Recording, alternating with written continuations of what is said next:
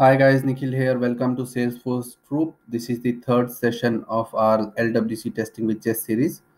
And today we're gonna learn how to test conditional rendering. So first I'll go to the playground where my code is ready. I'll show you what we're gonna test today.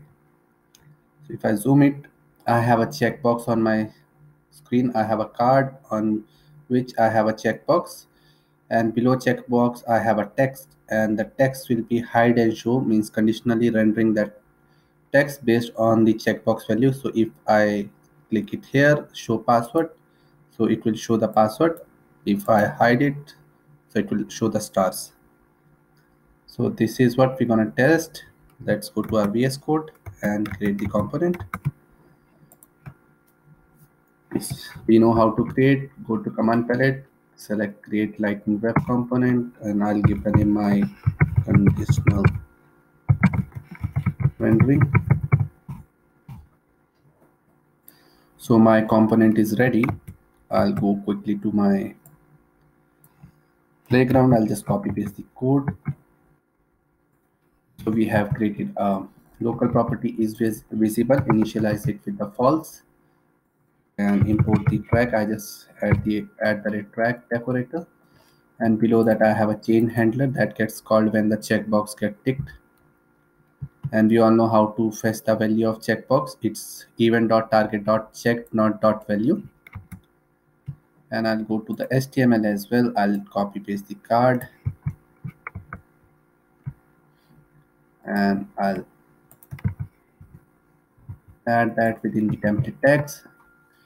And here I have created a lightning card tag within which I have a div that is giving some margin around my card, or within the card I would say. And then I have created a input checkbox field, and below that I have two conditions. One will be like, is when the is visible is true, then the my password is Nikhil Karka will show. If my is visible is false, then my password is star star star will show. And all we know how conditional rendering works. These are the if true and if false are the directives. Directives are the attributes that gives some power to the HTML. And if you don't know, you can check out my LWC series. I have explained it pretty well. So now our component is ready. Now we have to test this, and we know to test it we need to create a test folder. So underscore underscore test underscore underscore, this is our test folder where we're gonna write our test file.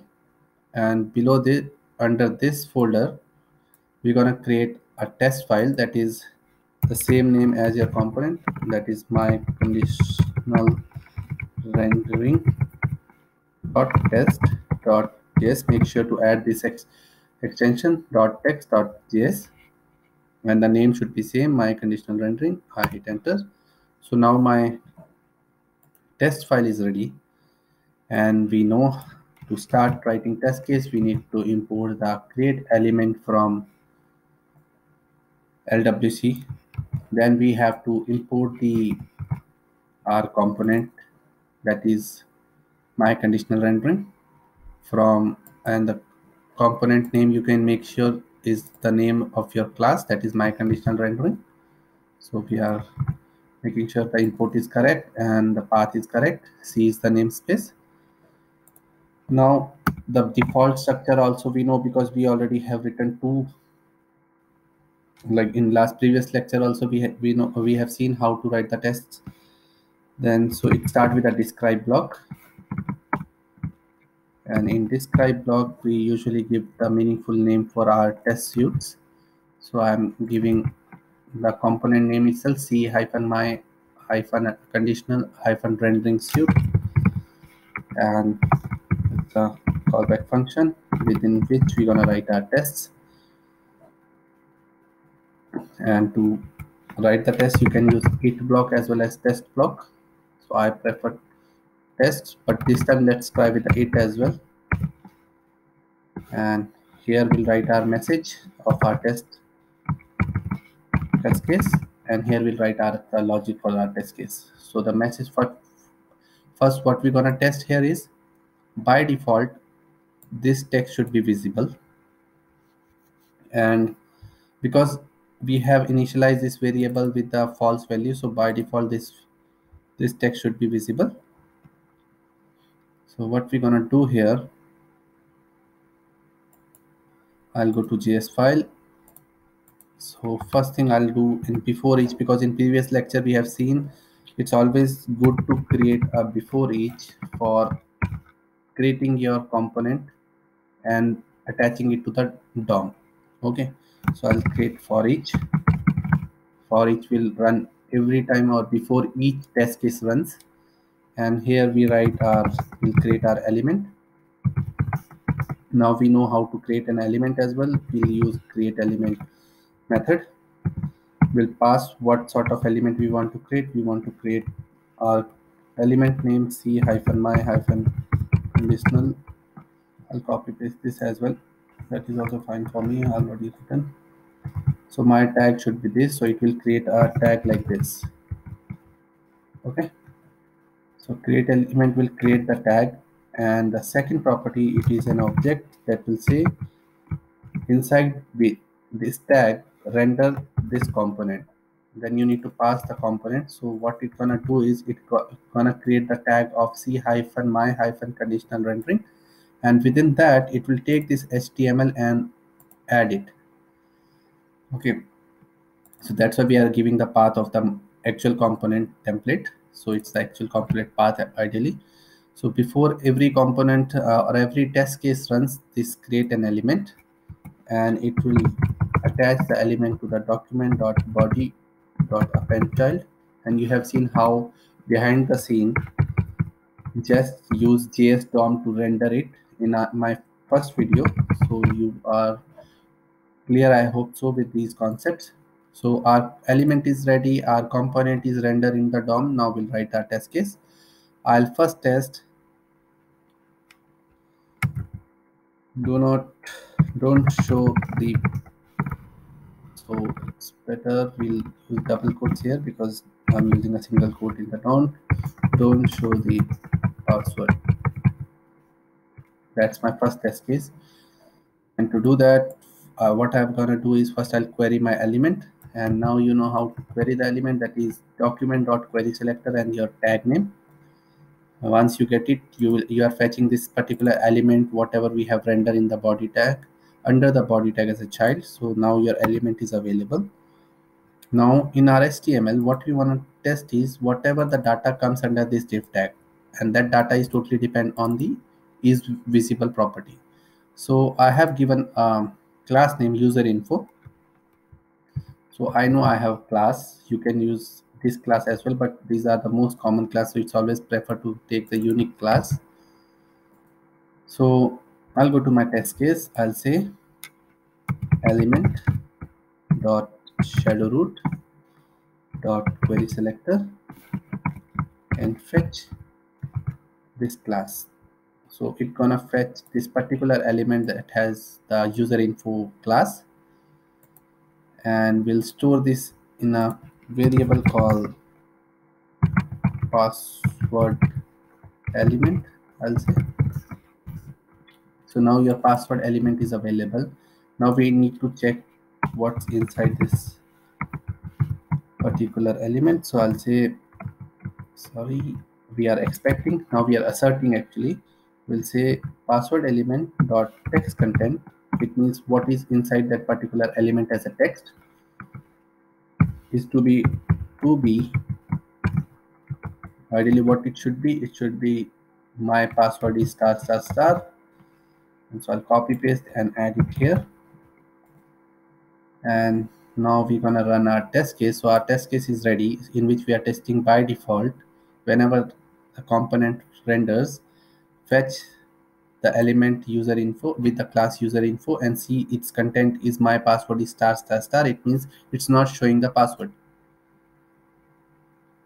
Okay, now we'll quickly check our package.json, because many people ask me their package.json sometime not working. So my package.json is here. Now I'm gonna run my test. So I have to run that. You have to type npm run.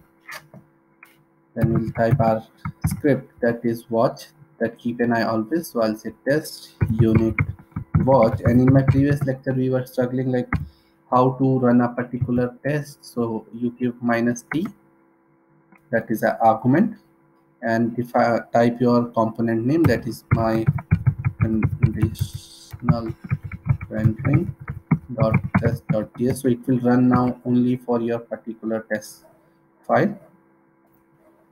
So hit enter. Let's see if it's working or not, because I figured it out how to run test case for a particular file instead of running for all the file. So it was working, but let's see if it works now. So after -t you have to give your class name that you want to test, or the test file name.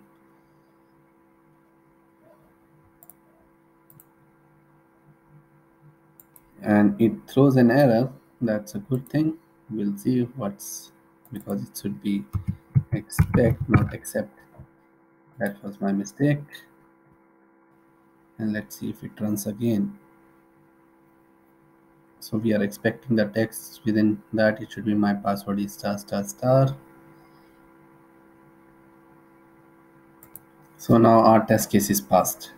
So you have seen now it's running only for one particular test file and in the watch mode. So now we're gonna write the next test case in which we are gonna test whenever I'll change the checkbox value, it update the is visible property to true and whether this text is coming or not. So let's go back and let's write the second test case. And now you can see in the previous video we have used test, now I'm using it, so it both works, so you don't need to worry much about this. So I'll write my next test name is show user password when checkbox is checked. Okay. And now we know we need an element, so I'll copy paste as it is. Then after that what I need is a checkbox field, that is input lightning input, and for that you can use document element dot shadow root dot query selector lightning input. So I'll add that as well. So I queried and fetch the element instance, that is lightning input, so it's storing the input element. And below this I'll say, I'll give some full name, otherwise it will be confusing. Element, so input element, and we are now setting the value of checkbox. So to check that there is a check property and we change it to true, it means we are checking the checkbox.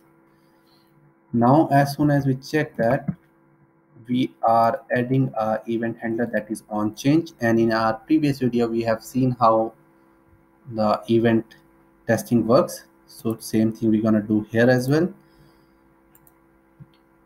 We'll dispatch an event, and to do that in the same element we'll call dispatch event. We'll create an event that is a custom event. These are all easy once you practice it. So the event name is change. You have to just create an event without on, and now we have created a change event. As soon as this event gets created, it gets dispatched, it means it triggered. As soon as it triggers, it comes to this function change handler and it updates the value of is visible, and as soon as the value of is visible is true, it shows the password. And we know the DOM rendering is a asynchronous, so to achieve that, like to test once the rendering is completed, we're going to use the promise.resolve, and we'll say then, and here we're going to check whether the password element, we'll call it again element dot shadow root query selector user info password element has, we are expecting whether the password element dot text content to be,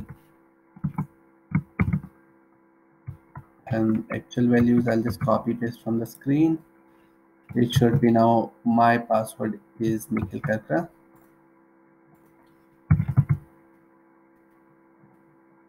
And now our test case is ready. So we have added the promise just to make sure like the asynchronous update is completed, then only fetch the element password element and check its content is my password is Nikhil Karkar or not. And now you can see our test cases.